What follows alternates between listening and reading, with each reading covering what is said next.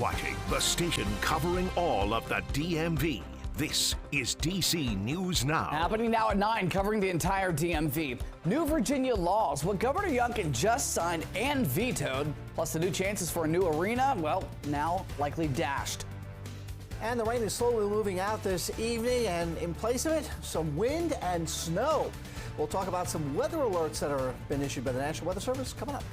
And suing the city, why some parents say students with disabilities weren't given reliable transportation in D.C. We're hearing from both sides. Finding forever homes, the dog adoption after many were seized following an armed standoff in D.C. We were there for that sweet pairing. Good evening, and thank you for joining us for DC News Now at 9 this Saturday evening. I'm Ben Dennis. Right to it at the top of the hour, your forecast. It was a wet one, not one to get out there and enjoy the outdoors on your Saturday, Scott. Yeah, I stepped out in between the newscast here, and there was a little bit of rain, a few little drops out there. Nothing terrible. As you can see, southern Maryland here by Leonardtown, it's clearing out. Lexington Park as well has some earlier showers. They continue to move across the eastern shores of Maryland, across the Chesapeake Bay. As we move further westbound, we're seeing some light rain here in northern Virginia along I-81 and to the east of it here along Highway 340.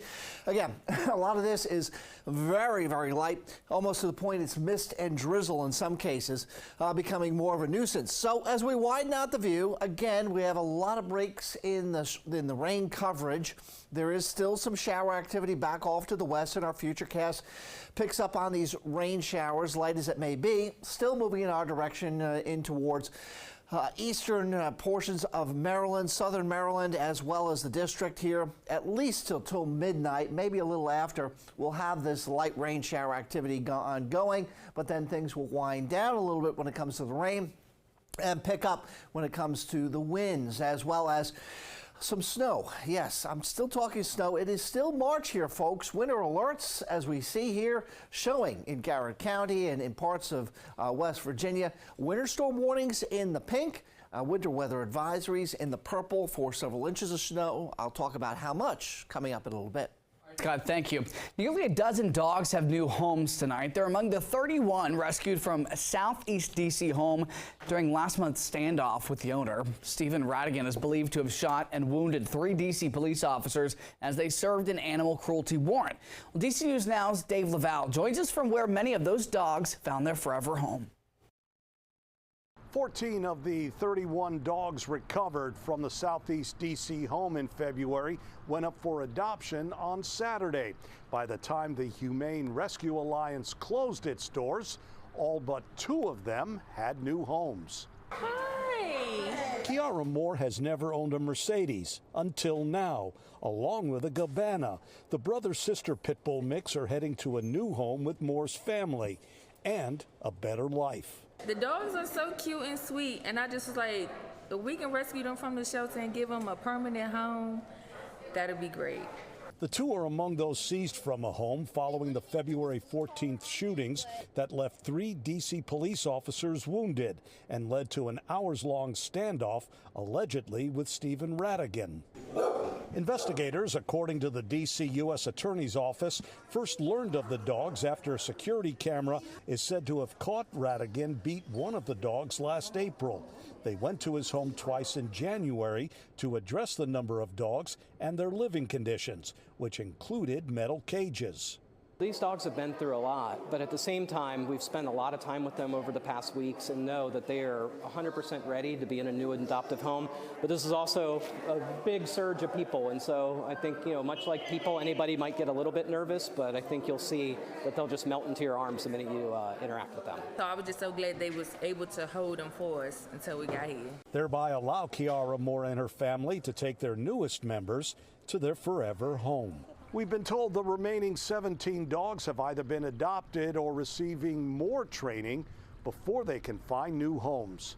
At the Humane Rescue Alliance, Dave Laval, DC News Now. Best of luck to those dogs and families, Dave. Thank you. Police in Alexandria say that a man is in custody after a barricade situation just this afternoon.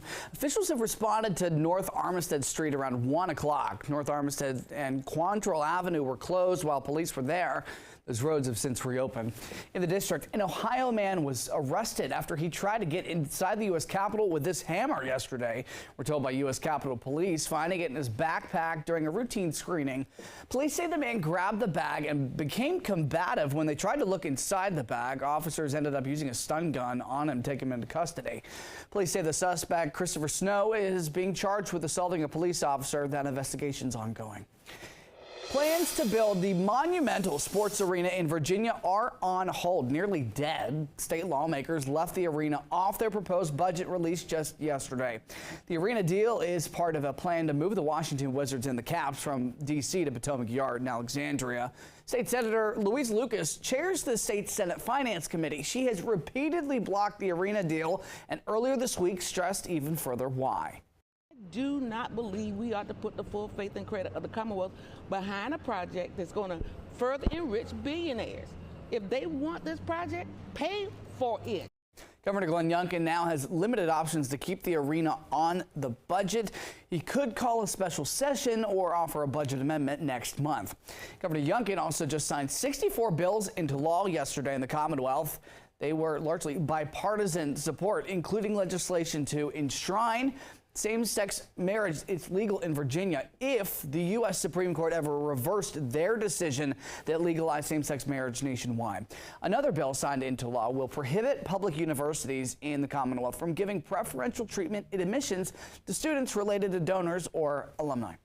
In a statement, Youngkin said the bipartisan bills signed into law are, quote, a clear demonstration of what can be achieved when we set politics aside and work together for Virginians. Meantime, the governor vetoed 8 other bills that include legislation that would have required the state commissioner of elections to rejoin a data-sharing interstate compact that aimed at fighting voter fraud. Meantime, authorities in Hagerstown say that a Hagerstown man was sentenced to 10 years in prison for a series of armed carjackings and attempted carjackings. 22-year-old Carlos Guardado Eagle and other suspects carjacked 4 victims at gunpoint between May 15th and June 1st of 2022. That's according to his guilty plea. Officials say that he and other suspects also attempted to carjack a 5th victim. Guardado Eagle was arrested in June of 2022. And it's almost time to spring forward a few hours from now. Right now, most folks in the country are planning to set their clocks ahead. Happens at 2 a.m. tomorrow morning. Question, have you ever wondered why we do this? Why you lose an hour of sleep but gain more hours of sunlight in the evening? Well, experts say pushing our clocks ahead encourages people to spend time after work doing activities. On the opposite side, falling back an hour in the fall allows students to go to school when it's light outside. Earlier today, people in the district celebrated National Women's Month at the Her Story 5K race. The event pays homage to the 350,000 women and girls living in the nation's capital. It included influential speakers, a scenic race route down Pennsylvania Avenue, and pop-up exhibits about women's history. Some good news here. The Fairfax Connector is back in service. That worker strike put the public transit system on pause for nearly 2 weeks. The union reached an agreement with the company that operates Fairfax Connector Tuesday night. Bus drivers have been working for Transdev without a contract since last year. Meantime, a reminder about some changes to the metro this weekend. Today and tomorrow, Medical Center and Bethesda metro stations will be closed, but shuttle buses will replace trains between Grosvenor and Friendship Heights. Red Line trains will run every 8 to 10 minutes from Shady Grove to Grosvenor. Green Line trains will be single tracking between Navy Yard and Anacostia. In Western Maryland, several students in Frederick County are being hailed as heroes. They helped save a coach's life during a school swim meet. DC News Now Skylar Salas, who covers that area for us, has their story.